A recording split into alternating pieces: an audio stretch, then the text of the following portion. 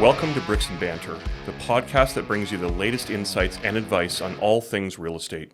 Welcome to Bricks and Banter. I'm Scott Roy. He's Dylan. Today we're talking about networking and your net worth to networking. So Dylan, I'm just going to jump right in here without wasting too much time. You just got back from a YLN event. Explain to me and explain to the listeners what a YLN event is. Geez, this is a bit of a hot seat here to start up today. Yep. So essentially I'm a part of the RE/MAX Young Leaders Network for Canada. I am one of the ambassadors who, are kind of trying to push the network forward and, keep bringing new people in and continue the conversation and just keep it going, right? So yes. Basically, this was our second national event that we did. So last year we did one in Kelowna, BC, which was kind of the kickoff. Finally, we could kind of get one together after COVID and everything. It kind of, kind of came through that life. Yeah. And it was a blast last year. Yeah, last year was great. Just a beautiful city to be in. It was my first time in Kelowna, and I absolutely loved it. Yes. And then this year, Montreal. Back to your neck. Yeah, actually. I grew up, born and raised in Montreal. There you go. So yeah, thanks for making that connection. So I didn't get to Gibby's, which you've told me about. Yep. Steakhouse, which yes. Apparently pretty good food, as you say. Yeah, I might have overtalked it up from a few years ago, but it's still good. It's still good. So I didn't make it there, but no, overall, it's just like the power of these events is kind of what I think we're going to get to here today. It's just that the actual networking that you do is second to none. The people that you meet are so like-minded, and they're so it's just everything. It's like the way that you think it's so easy to network with these people, and it's so easy to relate to them because you're all kind of going through the same things, right? You're all kind of in the same phase of life where, So explain to me then, because you said it's the same phase. So YLN is the young leaders. It is. What's the age range there? So you have to be, it's 40 and under. So I hate to say it, you missed the boat a little bit on this one. A lot. But as we've seen, there are other conferences and other, events that you are allowed to attend. And they're not the 65 plus, It's not the... All right, people, this could be the shortest podcast ever.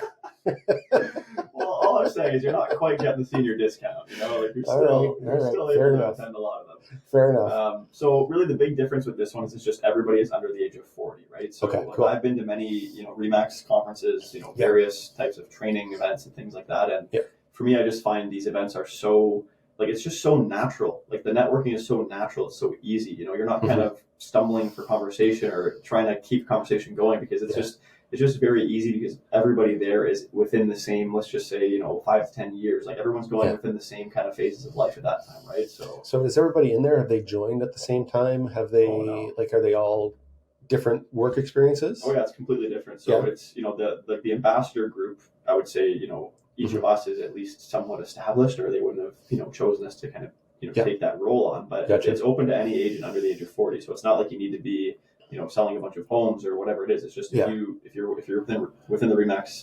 organization, right? And any of them in Canada, you get an invite to the event. All you have to do is, it's very easy. You just follow the steps, you register, and you go, right? So, cool. But like I said, it's like the content is always it's kind of short and sweet. Like it's not like some of the conferences where you're sitting there for 6 hours or 8 hours and it's 3 or 4 days, right? Like these are pretty easy. Like I think they design them that way as well because they want us to not feel like we're so you're kind of you're doing away with that old guard of checking in at 8 o'clock in the morning, sitting down for the morning, getting your afternoon session, morning session. Yeah, exactly. So I'd say most people are, showing up at breakfast.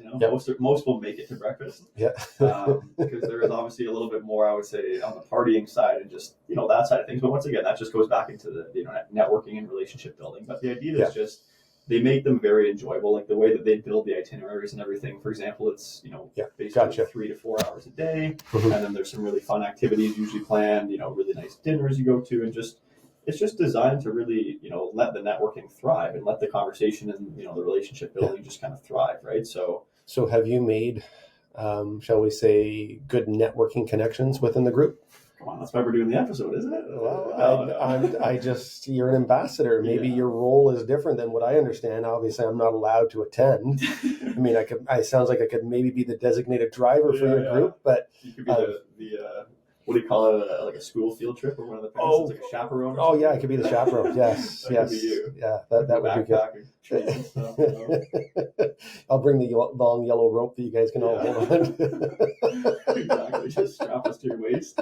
Good to go, right? Exactly. So just tell me, like, who would you have met at these groups, and how has it benefited your business, and how has it benefited your clients? Well, that's the thing, right? So I could list, I could list 50 people that I've met over these last few years, but I mean, just to name a few, like I've got my buddy Tucker Roy up in North Bay. I've got, the Hamry team out in Ottawa with Melanie and Chelsea and all these great people. And then there's, other groups of people in Ottawa, like my friends Wilson and Jordan and Matt and just Trevor and Peter. Like there's just so many that you meet. And the point is just like, I just touched on Ottawa a little bit myself there, but I mean, I've got, like, I would say that I have groups of people like this, whether it's one agent or, teams or whatever it is, that I know these people so well. So when you talk about benefiting my business and, benefiting our business in general with these networking connections, it's like, think about, like we were kind of talking before we started here today, right? Like if you were to try and find a realtor in any area, whether it's, North America or not, you could kind of do your own homework, your own research. You can I've done that before. Check out their social media. You can maybe even look them up and see their credentials, whatever it is. You can have a few phone conversations, and that's great. But I mean, at the end of the day, nothing really can substitute that, as you like to say, belly to belly, that personal connection, because that's the whole thing. Is what if you have, really any client, you want to make sure that if you're going to be referring them, you're going to be making sure that they're going to the person that's going to take the best care of them possible, right? Yeah. So I'm almost spoiled for referrals if we talk about Ottawa, for example, because for me in there, it's like there's so many great people I could go to. So in a position like that, maybe I would just have to look to personality traits of the client and the agent that I'm maybe considering, or types of business that they do. If someone wants a really rural or a waterfront property, maybe there's someone else that can do that, and just like that's the whole idea, right? Yeah. But it's just like the relationships are second to none, and that's the whole thing. Is that if I have to send a family member somewhere, like I know, like whether it's a family member or a client or an investor or whatever it is, it's just know who you're dealing with. It's not just the credentials or it's a an online thing or a few phone calls. It's like you really know these people, right? Yeah. And it goes deeper to the point that as when you start referring, it's like it becomes this really deeper kind of connection in terms of the relationship. So if you've sent someone to me and I've done a great job for them, like I am going to want to just reciprocate and send it back to you, and then you can kind of you have this track record with one or two people around where you've done multiple deals and everyone's always happy. And then at that point, it just is trust, right? Yeah. Like we talked about. I think the big thing, is trust on that, because you're handing over someone you might have been working with for maybe 3 or 4 years or a lifetime. Could be anything. Possibly. Yeah. And so as we know, not everybody moves within the same neighborhood to maybe a bigger house or downsizing. A lot of people do move for business, maybe across the country, across the province, wherever it is they're going. So you're building this network kind of as a benefit to your business, but it sounds like it's also a benefit, like a big benefit to your clients too. Definitely. And that's just it. It's to me, I see it as if we're going to talk about the, the young leaders group, just, for a second here, it's just, these are people who are like myself and, like you, but I mean, people who are planning to be in this business for many, many years. So these relationships can go, 10 years down the road, 20 years down the road. Hey, I met them back in Kelowna in 2022 and I've known them ever since. Right. Yeah. So it's just, I guess the point of the events and the networking that I'm just kind of touching on here is just, it's all well and good to go to all these events and, meet all these people and collect all these business cards and hand out all these business cards. But when you go to an event like this one, that's a bit more intimate. It's not just kind of, looking back at the business cards you collected along the trip. It's more so like, wow, like that guy was awesome. And like, she was so amazing. And I loved when they talked about this. And it's just, there's so many little things you can take from it, from, each conversation and interaction. Right. It's very cool. And benefiting the clients, it's just, you need an agent anywhere in Canada or even North America. A lot of the time, you can trust that I will connect you with someone who I know personally and that I can trust myself. And that's, it's kind of the name of the game. Yeah. And you and I have talked about this, and getting back to it, it was kind of you that inspired me to get back into our conferences and going to those. Yeah. Having been, I look back at when we go to the last conference was Quebec. It was October. Quebec City. It was Max Activate. Yeah, and I don't think I had been to a conference probably in about 6 or 7 years. I'm going to guess. And having gone back to it, it was very interesting. Now, the Remax Activate is obviously much bigger. It's a larger scale, but at the same time, I feel like because you also knew people there, right? Like it's not like for sure was it just me connecting. You already had your own, pre-existing relationships, right? But even if you look at that patterning of what we did, was you're obviously involved in the YLN. You and I share an office, and we share work, and we cover for each other while we're away or on vacation. Yeah. So just organically through that conversation, I ended up at Activate. I met people there. Exactly. You're at the YLN type of event, and we're constantly building these relationships. And I think I've mentioned it before. I reached out to Ray in Ottawa. Really immediately. Right? And I think I lost my train of thought there for a second. But when you went this time, obviously there's not 600 people at a YLN event, right? So a Young Leaders Networking event is how many people compared to an Activate? Well, it's a pretty huge difference, right? So I believe the capacity each year is about 75 right now. Oh, wow. And I think we were just under that this year, maybe around 65-ish. Yeah. But that's the idea too, is to keep it small enough, but it's also there's no sense in trying to plan for 150 or 200 if you haven't seen that track record come through yet, right? Sure. So I would say part of our role, as the ambassador role in the YLN is to also just, put a spotlight on it and share it. Like I've talked to many people at our office about it, right? I haven't, not really, much traction yet, but I mean, this business is tough. Like we get busy, sometimes timing doesn't work, right? So part of it is, sharing that, but also just engaging in, we have a Facebook community and, sharing ideas and things that worked for me, or maybe something didn't work, you share it, right? So just a lot more intimate is, I guess, what I'm just getting at. Whereas Activate, you don't really have that sense of community unless you've been going to these things for years, right? Like there's always going to be people or people you're looking forward to see. But there were a lot of people at Activate that we did know. Yeah. But at the same time, hard to actually sit down and have a conversation. Yeah, and if you think about it, right? Like think about it just this way quickly is, when they have the big parties at things like that, just like they do at the YLN, it's so hard to kind of, there's either music blasting or you're in an area where it's just hard to chat or everybody's talking, it's loud, like it's kind of hard to connect like that. Whereas, here it's like you chat with the one guy for 20 minutes and then now you end up chatting for an hour or something because you have multiple touch points, I guess, with each person, I would say, which it's just like I said, it's just so natural and so easy to build these relationships, right? Yeah. And you can take so much out of it, and that's just it's not like you're ever reinventing the wheel, but for me, I always just like to leave with a few pieces that either refreshed me on a topic or just maybe a different way to approach something or a new idea or whatever. That's very cool, because I will admit, having not been to a conference in a long time, I did drive away from there going, I felt invigorated. A little bit pumped up, right? A lot pumped up because, people remind you of the things that, are important in the industry. Yeah. They remind you about the topics to, key in with your clients. So everybody goes, oh, yes, you have a great time. You get to go to these conferences and you get to go to Kelowna or you get to go to Victoria or you do all these other things. Yeah. End of the day, I think kind of where I was going with this with you was, is this improving your business? And if it's improving your business, there's an accrued benefit to your client. Yeah. And I would say, my day-to-day, my structure, the way I operate, as we're always kind of refining and changing and shifting things. But I think for me, that's the best thing is that every time I come out of these, we always have multiple balls in the air. And if I've dropped a few or I feel things slipping, it's always kind of like just a quick refresher to be like, okay, keep doing that. Don't forget this.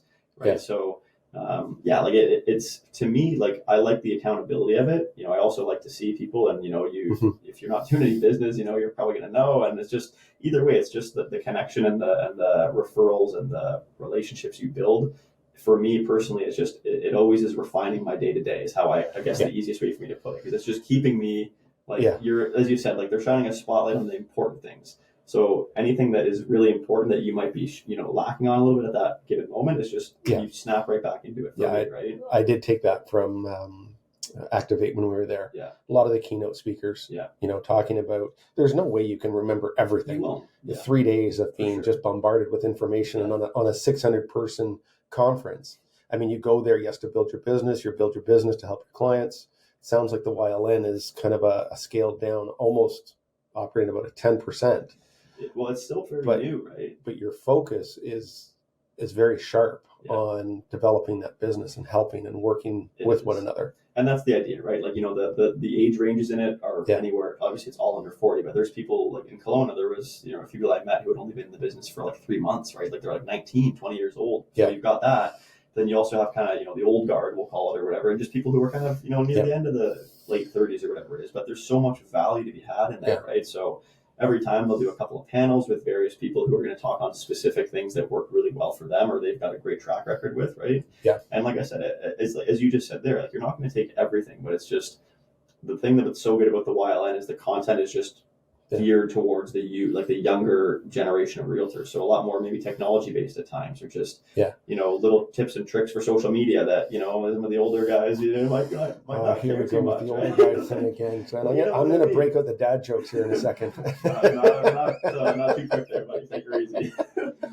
All right. But no, so let's go to Activate for you. Let me ask you, so obviously you took a lot out of it. You love the networking, but would you, after going to that, are you pretty confident in saying that you definitely want to go to another, whether it's a Remax event or another conference sometime soon? I would, you took enough out of it, you feel you'd spend the time and money? I would, because it's not only the keynote speakers that you get the information from. We had keynote speakers there from obviously Remax head office. We had them from CIBC. So there was a lot of, and then realtors themselves, what's been successful for them, what's worked for them. Can you bring this into your market? Well, in some cases, yes, you can bring it into your market, and other times you can't, because their geographical area works better for doing something, or their demographic works better for doing something. When we're here, that we've got a mix of cottage country and residential, so not everything works. We have a very unique area we work in, right? And I was gonna touch on that as well. It's just, that's the other side of it, is that you, by meeting these people and by building these relationships, I kind of feel like I always have a pulse on all of the markets, right? I could call up my buddy, Mark and Garrett up in Grand Bend, and I can ask them about how things are going up there, on the East Coast, Adam Cooper. There's so many of these guys that we can.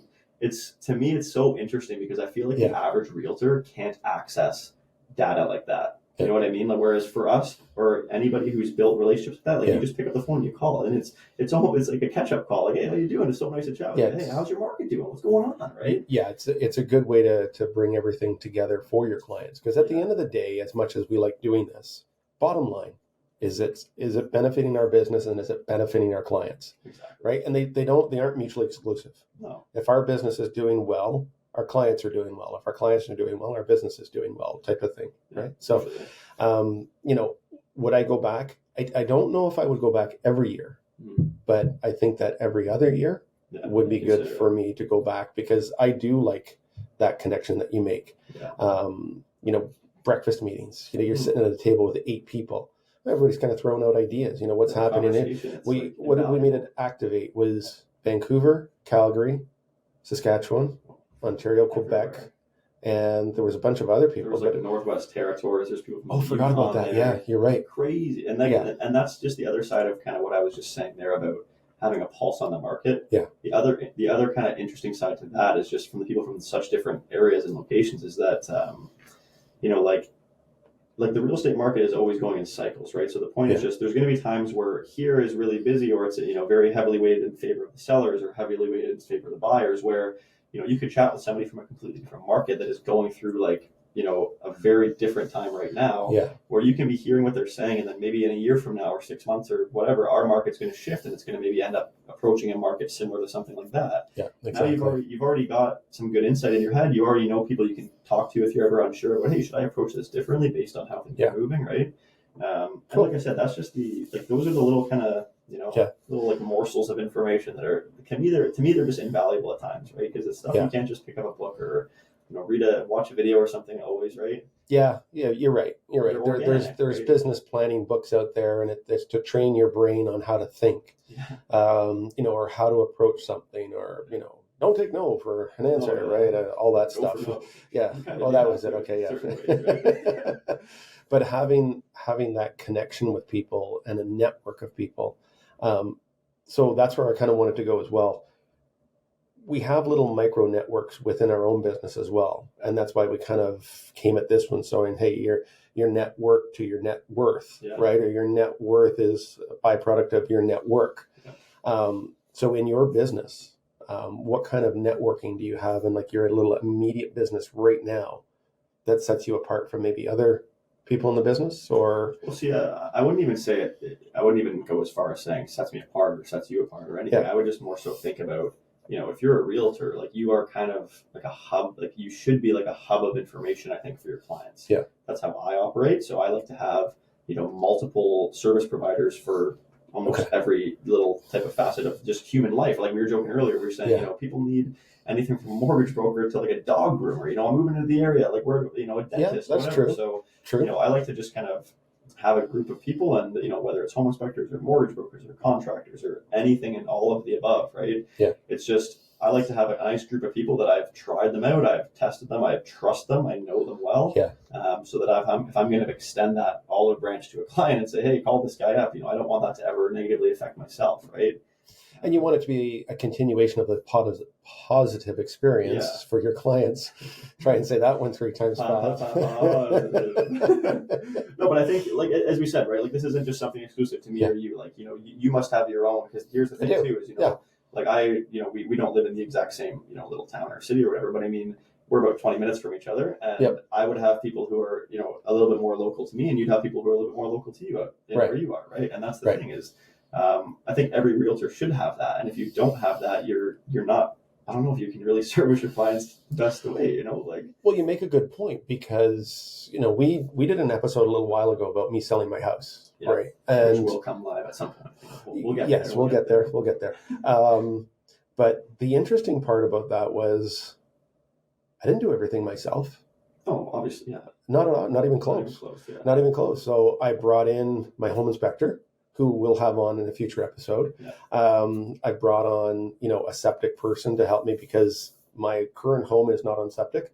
My new home is. So I needed to understand there. Yes, you do go out to these things for your clients, right? You set them up for your clients. But when it's for yourself, it changes it, right?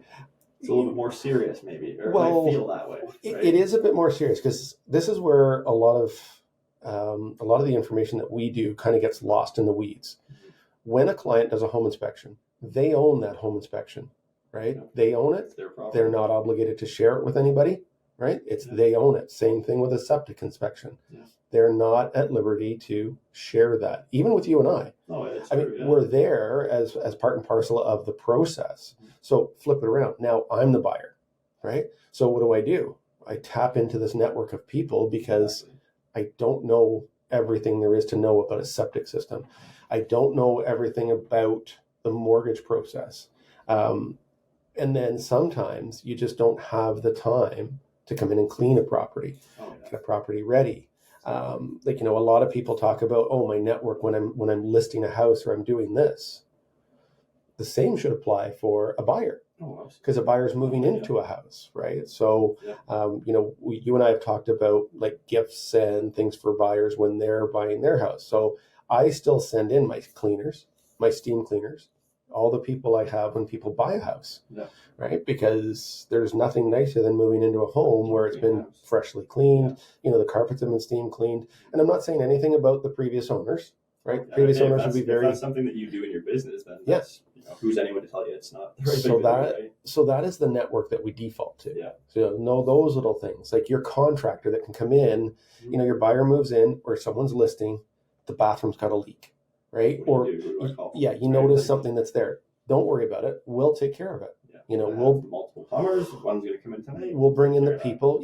We're gonna fix the leak. We're gonna do this. We're gonna do that. And that's everything across the board. Well, that's the thing. Like I would almost go as far as saying your network as a realtor is almost like your superpower to some degree. You know what I mean? Yeah. Because if it's really good, and we can also get into maybe geared towards realtors inside of how people refer business back and forth. But I mean, if you've got deep relationships with anyone, an inspector or something, at the end of the day, I always kind of say, and this is actually a Sean Hinchy quote here. Shout out to our boy from the brokerage here. Yes. It's just he kind of said to me one time, because we've had a few times in the past where we come from very similar areas, so there's always going to be times where maybe somebody knows me or knows him or whatever. He just said the best relationship always wins, right? And that's how it works, right? A client. True. The clients today, they know multiple agents, but it's always going to come back to that kind of trust level, right? And just speaking on what you're saying now is you also know multiple home inspectors and multiple septic people, but when you're dealing with yourself, you may only want to deal with one because for some reason, human to human, you trust them a little bit more. Or there's something, you know what I mean? Right. Well, it's actually funny you mentioned that, because I did go through that process of doing the septic inspection. I thought, in my mind, I needed another layer of septic inspection, right? So having not gone through it before and heard stories about septic systems and how they work, I mean, they're a very rudimentary system, but there's things to consider. There's things to consider. My septic guy that operates his truck knew more than the, I'll say, formally educated septic inspector, right? Which was very interesting. So now going forward, would I be able to advise my clients better on one way or the other? Do I get a septic inspection or do I just get it pumped? Well, now I know that that's the better way to go. Exactly. And I probably should focus on something else other than septic, but you can apply that to all sorts of the people that we work with. Exactly. It's people in the flooring industry that come in and give us estimates and quotes. And one thing I've learned is value is much better. Yeah. Let's quote Sean again. It's more expensive to get it done cheaply than it is to get it done right the first time. That's a golden nugget by Hinchy there. Right, it is, right? Yeah, because when you look at it, it's okay, I'm going to put in the cheapest floor possible. And it's gone and it's worn out, it's deteriorated and it's fallen apart within 5 years. You're putting it in again. It's going to cost you more than it did the first time. Right? More than the first time. If you put in the quality the first time, okay, let's use the analogy. It cost me $5,000 for or $7,500 for the best. Yep. Well, $7,500 is going to last me 15 to 20 years. 5 is going to last me 5 years. Well, and that's just it, right? Is that once again, going back to the power of the trust with your network providers is that yes. Like you and I, like everybody understands how the world works, like some contractors or whatever, service providers you have, like they will, they'll elevate a quote or they'll say that you don't need this when you probably should, or they'll say you really need this when you might not really, because they want to make, the higher sale or whatever it is. Yeah. So I think that's just, the point is just when you have these, then you have the trust with them, they're never going to steer you out of that way. And if one of my clients calls someone up and says, hey, my realtor Dylan Cherry referred me to you, I know that whoever that person on the other line of the phone is going to treat them just as if it was their brother or their mom or dad, right? And that's the thing is, there's so many flooring people are a great example because, I'm not going to, one of my good buddies, Chris, does flooring, so we're not bashing them, but I mean, flooring I think is a skill set that you can learn, but I mean, not everybody learns it to the same level. Right. So I've had clients and friends and people who, deal with someone, and as you just said, flooring, and within 5 years, if your flooring that was put down is coming up, or there's cracking, or it's curling at the edges or whatever it is, that it wasn't laid properly. It's simple as that. Either the direction or the subfloor wasn't, there's so many things that could be done, right? Right. And it's just, the point is just the trust. If you have your good flooring guy goes in, he's going to give them the best product. He might even say, look, this product is a little bit more expensive, but this is why. And then they can make an educated decision, right? Yeah. And I think that's what, there's a lot of uncertainty in this business at all times and a lot of unknowns. Yeah. So whenever we can remove those, talking about benefits to the client, whenever we can remove another level of uncertainty or kind of a fear that might be existing for one, aspect of the transaction, that is the value when the network comes into play, right? Yeah. And it goes beyond that too. We're talking about very much transactional type of things that, are the immediate impact on buying a house or selling a house. I've actually referred clients to my mechanic, my auto mechanic, right? He's a great guy. Good to have a good mechanic. He does great work. Yeah. And I remember I was talking to a client about 6 months after they moved in. They moved in the spring, in May. Yeah. And we were chatting away and we were talking about snow tires. Right. So they said, oh, we can't get this. Our dealership is this and we can't. And I was like, okay. I said, give Jody a call. Right. Yeah. And within a week, done, solved. Yeah. And it was not even close to related to real estate. Yeah. Right. 6 months after they moved in, and it was, it's that network. Yeah. And that's when going back to saying we're almost like a resource hub, right? Like a hub for information. And that's how I think if you operate that way, you're always going to be, adding, because that's something we haven't talked about, right? Maybe bad experiences. Sometimes if you refer somebody, if they tarnish your name or they make you look bad or whatever, do you cut them immediately? Those are businesses you have to make, right? Yeah. And those are, I think we talked about it in the just within the brokerage before we came on air here and started recording for the podcast.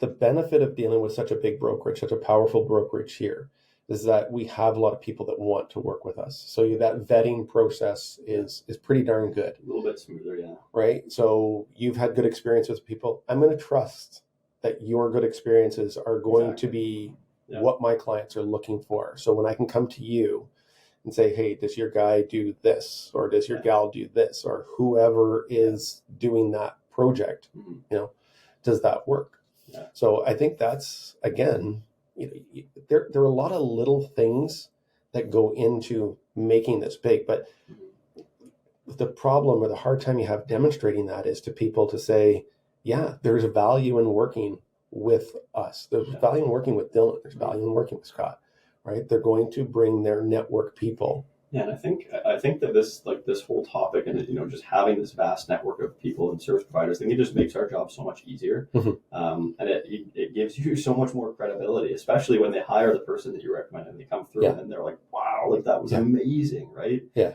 And on the flip side, if they do a bad job, it might not reflect so well, but at the end of the day, that's like I was just saying, is that at that point you do then have to make that decision, right? Like, did this person, like, was my client maybe messing up here? Did they not understand, or was there something that? But that's an amazing point, right? That's an amazing point. If you've referred someone to someone else to, I don't know, I'm gonna go out on a limb here and say, fix a toilet. Yeah. Right. Why not? Pretty benign. You're already talking about septics all day, so let's go straight to toilets. It works. Okay, maybe something else. This is rural realtor, eh? Oh God, I tell you. Okay, so fixing something. If your client wasn't happy and you've referred them, there's a good chance that there was maybe just a misunderstanding. Yeah. Maybe because you have that good relationship with that person, you can fix it for them. Right. Possibly, so, it's not just someone picking out, here's an old joke that I'm going to throw in here, opening up the yellow pages. Oh,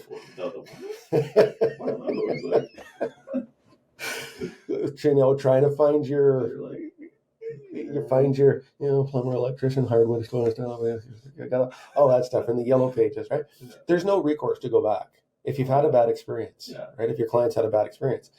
If someone that you've referred to them, they've had a bad experience, again, it's an opportunity to fix it and solve it for them, right? Or at least just try to figure it out, like what happened. Right, exactly. And I mean, we don't live in a perfect world. It's not that everything is sunshine and roses. There are going to be problems. For sure. There are going to run into hiccups. Yeah. There's going to be something the client didn't say. There's going to be something the contractor didn't say that, kind of makes that, okay, well then just fix this and fix that and everybody's happy. Yeah, and then that just goes back to, even like you said, if you're just getting a recommendation from somebody within the brokerage, it just goes back to the vetting process, right? So, once again, if you referred someone to me and then I had a bad experience with a client, like I would come back to you and I'd be like, Scott, like, what are you sending me this guy for? Or, right. Or I could say, hey, like, have you ever, exactly, like I would feel obligated to inform you, but I would also want to know, like, has something even remotely close to this happened in the past? Because it doesn't have to be some catastrophic error. It could just be something, like you said, a miscommunication. Like maybe they said it was going to be 3,000 and it's actually 4,000, or you know what I mean? Yeah. Like it could be something as simple as that. But that's why, like we always talk about communication, with our clients, it's so important. It is. Listening to their home, you got to talk to them almost daily a lot of the time, right? But you need to keep that communication open. And as long as it's open, as you said, we can maybe step in sometimes if there is a problem or if there is a miscommunication. We just try to see if we can help them out, right? Yeah, exactly. If it's happened, a few times, and you're still letting this person, you're still referring them, then you're just, what are you even doing to begin with, right? Yeah. I've had to fire. I fired a contractor. I was going to tell you, right? Like I had to fire one time, and it was just kind of like he seemed like he was a great guy, and he did everything, and I had vetted him, and I had actually talked to people who had worked with him, right? Yeah. And to this day, I don't think he's a bad guy. I just think there was a miscommunication with the client at the time for the job that they had discussed. And, the guy and him and I will probably never refer each other again. And it doesn't mean, you know what I mean? Like my clients were just unaware of the price that he quoted. He was very certain that, oh no, I said this price. And it's easy when people can just kind of throw things out. And as you said, there's no kind of recourse. Like that's why we know in this business, put things in writing, like, make sure there's a text or an email or something you can go back to. I mean, I've been guilty of it before. I've had a friend come in and do work, and it's through a friend of a friend and does some work, and it's like you get the bill at the end of the day, and you're like, oh, that was a lot more than I anticipated it was going to be.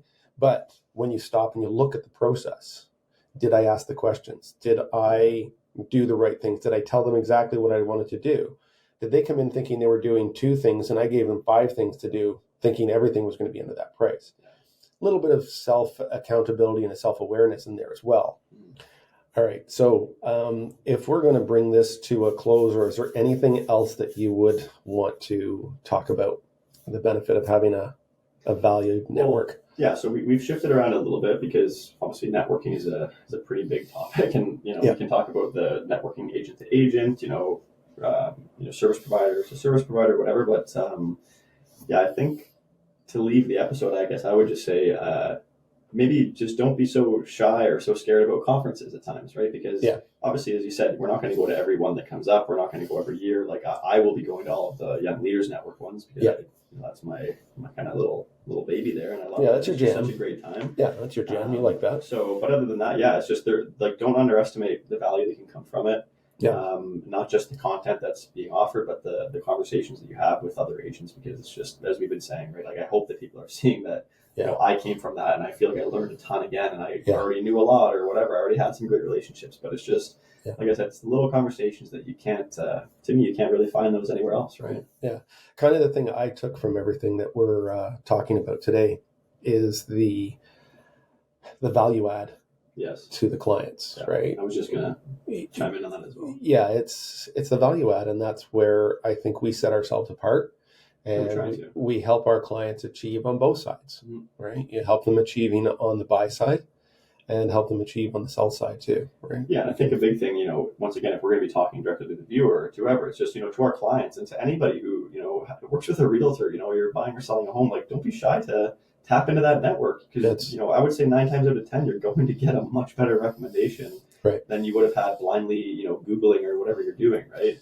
Oh, for sure. For sure. I mean, how many times have you referred to your mortgage broker and has been able to solve a problem for your clients, come close to closing day or, whatever it is that they're doing. They've looked for specific documentation or they've been blocked by something else. And, your guy comes in and says, well, we don't need that because we can take this information and help you get what you want to get without being fraudulent.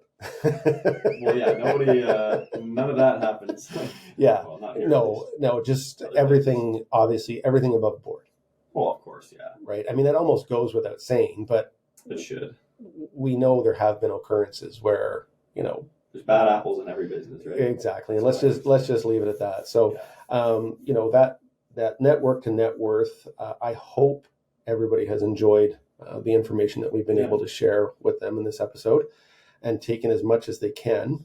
And obviously comments are welcome. Yeah. And just like we're everybody who we've spoken to about this podcast, like they've gotten the feel for it. Like we're not here to be scripted. We're not here to, reinvent the wheel, but we're trying to just bring information. So anybody who has feedback, comments, like we want to hear it. Don't be shy. Like we got some pretty thick skin in this room. We're both raised that way, so we're not too worried. And we're just trying to have fun. We're just trying to share our experiences. And, we're not, like I said, we're not reinventing the wheel, but there are a lot of, hopefully, little bits of information to take. And just, like I said, if we can encourage realtors today to go to more conferences and to expand their networks in general, that's great. If we can encourage, the average homeowner or buyer and seller to tap into that network and really just don't hesitate. Like that's what you can't. Like excellent. Then I think we've done something, that we can maybe be a little proud of, right? Or excellent advice. And on that note, I think we can wrap this up because my rather thick skin is starting to melt in this room. We need some air conditioning here in the middle of June, the beginning of June, whenever this is. But thanks again, Dylan, for your insight into the YLN. Thanks for encouraging me. We look forward to chatting with everybody on the next episode.